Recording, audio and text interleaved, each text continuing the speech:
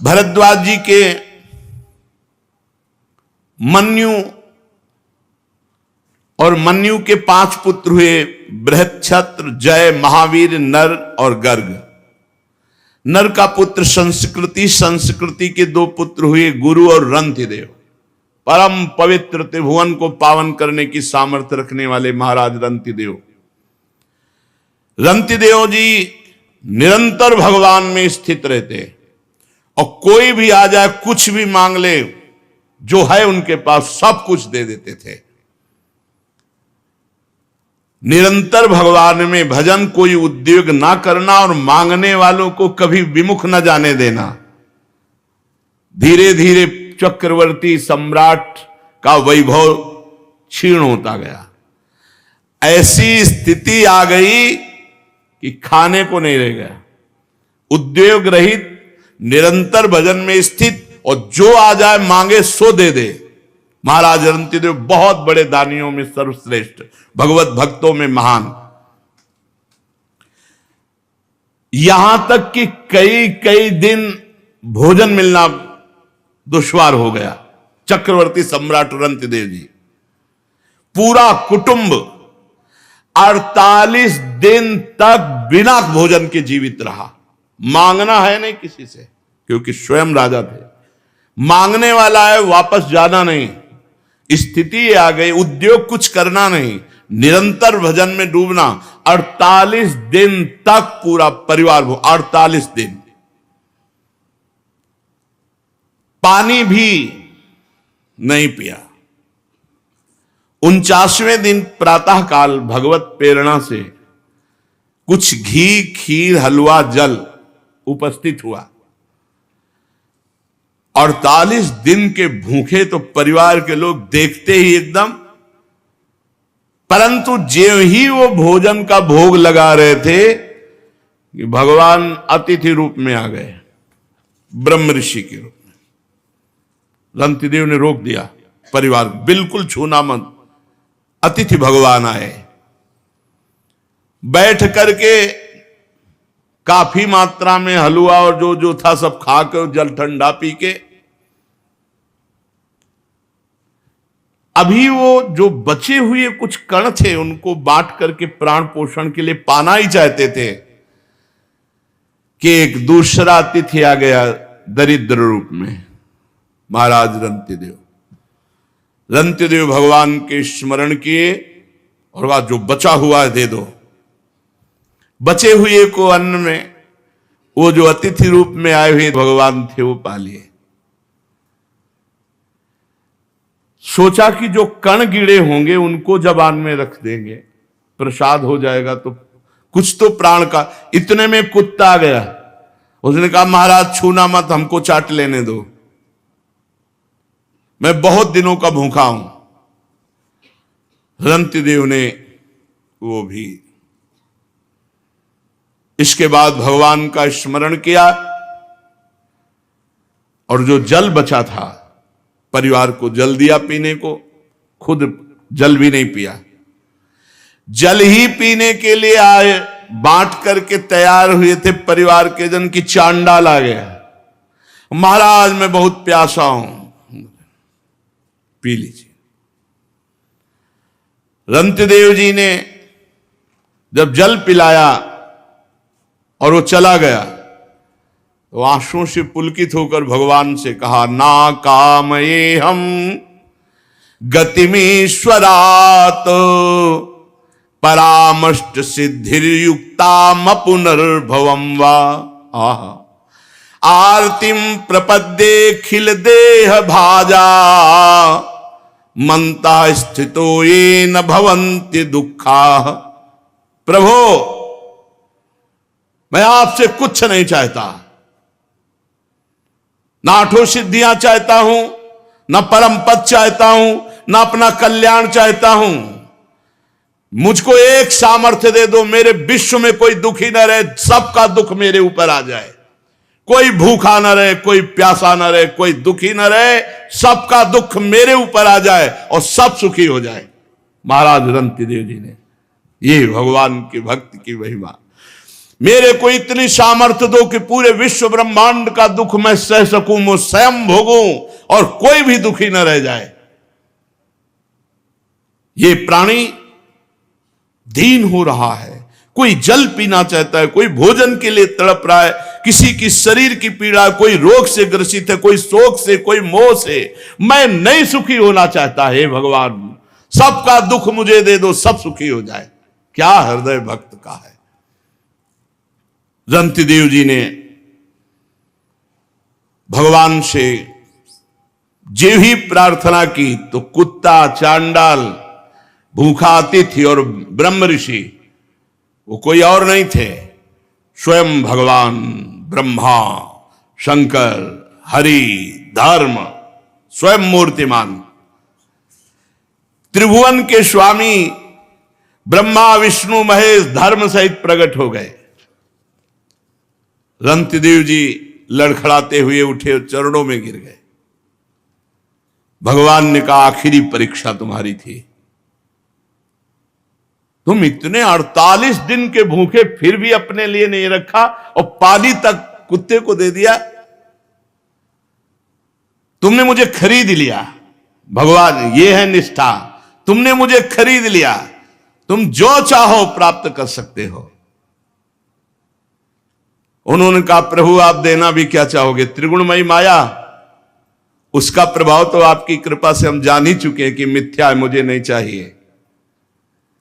भगवान ने कहा, तुम्हारे रिश्ते नाते जितने भी परिकर के हैं सबको मैं परम धाम देता हूं। संबंधी, रिश्ते, नाते, परिवार जितने जो हैं सब परम धाम, भगवान ने कहा परम धाम देता हूं। भगवान के परम धाम को रंतिदेव पूरे परिकर सहित गए। यह है, जीवन समर्पित कर दिया तो अनंत वैभव, अनंत आनंद, अनंत काल के लिए। फिर मन्युपुत्र गर्ग से शिनी, शिनी से गार्ग का जन्म हुआ, गार्ग से ब्राह्मण वंश चला। महावीर का पुत्र दुरतिक्षय, दुरतिक्षय का 3 पुत्र त्रयारुणी, कवि, पुष्कारुणी, ये तीनों ब्राह्मण ही हुए।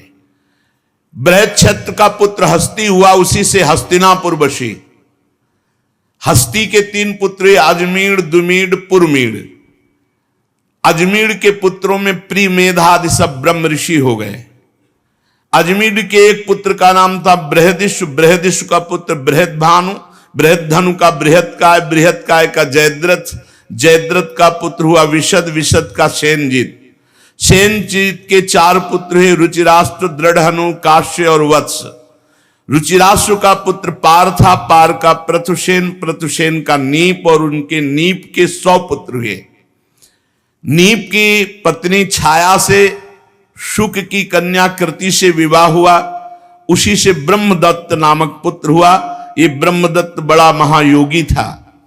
उसने अपनी पत्नी के गर्भ से विश्वक्सेन नामक पुत्र उत्पन्न किए। विश्वक्सेन ने जैगी शब्द के उपदेश से योग शास्त्र की रचना की। विश्वसेन का पुत्र उदक्षवान, उदक्षवान का भल्लाद, और ये सब बृहदिश के वंशज हुए। द्रुमीड का पुत्र यवीनर, यवीनर का कृतिमान, कृतिमान का सत्यधृत, सत्यधृत का दृढ़नेम, दृढ़नेम का पुत्र सुपार्श। ये सब भगवद वंश के हैं। सुपार्श, सुमति, सुमति से सन्निमान, इन्हीं से 6 ऋचाएं, संहिताएं प्रकट की हिरण्यनाभ योग विद्या के द्वारा। भरम्यासु के पुत्र मुदगल से यमज संतान हुई, जिनका नाम दिवोदास और कन्या का नाम अहिल्या। अहिल्या का विवाह महर्षि गौतम ऋषि से हुआ। बहुत ही सुंदर, त्रिभुवन सुंदरी अहिल्या जी थी, इसीलिए देवराजेंद्र आकर्षित हो गया था और वो गौतम ऋषि की पत्नी अहिल्या पर गंदी दृष्टि रखता। देवराजेंद्र होकर, बोलो त्रिभुवन पति होकर, एक महात्मा की पत्नी अवसर ढूंढता रहा। तो प्रातःकालीन ब्रह्म मुहूर्त में गौतम ऋषि स्नान करने जाते थे, इसको यही अवसर मिला। तो ब्रह्म मुहूर्त नहीं था, उसने अपनी माया से उस समय मुर्गा बोलते वही प्रातःकालीन माना जाता था, घड़ी आदि तो थी नहीं। तो 2 बजे के पहले ही आवाज हुई। गौतम ऋषि को लगा तो कि आज बहुत जल्दी, पर उनको लगा कि शायद ध्यान में, कमंडल उठाया, स्नान के ले गए। इतने में गौतम ऋषि का रूप धारण करके अहिल्या के पास गया। अहिल्या जी जब तक समझती तब तक गौतम ऋषि जब वहां नदी के किनारे गए तो धाराजू ने आज्ञा करी कि ये ब्रह्म मुहूर्त नहीं, मुझे मत स्पर्श करना, नहीं आपको दोष लगेगा। 4 बजे ही धाराजी में स्नान करना चाहिए।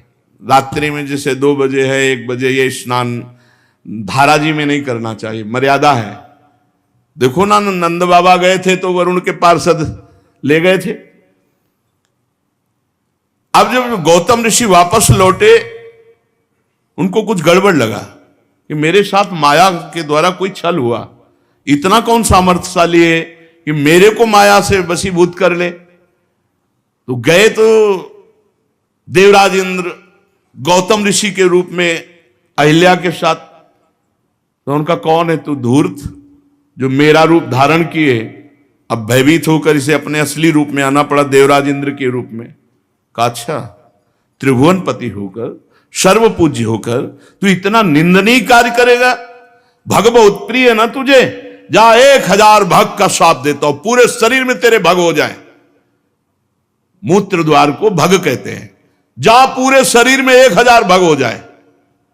अब 1000 भग हो जाए जिसके शरीर में, अब उसकी क्या दशा होगी? देवराज इंद्र है, घृणित कार्य का ऐसा दंड, चरणों में गिर पर रोने लगा। महात्मा गौतम जी के चरणों में गिर गया, रोने लगा, महाराज क्षमा करो और उद्धार करो मेरा, मैं कैसे सिंहासन पर बैठूंगा? तो बोले तब तक भोगना पड़ेगा जब तक रघुवंश में रामचंद्र जी का प्रादुर्भाव नहीं होता, तब तक भोग। और जब राम जी प्रकट होंगे, उनके दर्शन करने के लिए जाएगा, तो यही भग 1000 नेत्रों में परिणित हो जाएंगे। शास्त्र नेत्रधारी भगवान इंद्र कहे गए। अहिल्या जी से कहा तुझे इतना ज्ञान नहीं कि तेरा पति का स्पर्श और अन्य का स्पर्श का कोई भेद नहीं? वो पति का रूप तो धारण कर सकता, लेकिन स्पर्श पत्थर की तरह पड़ी रही, तुझे ज्ञान नहीं रहा। जा, मैं तुझे श्राप देता हूं कि तू पाषाण बन जा।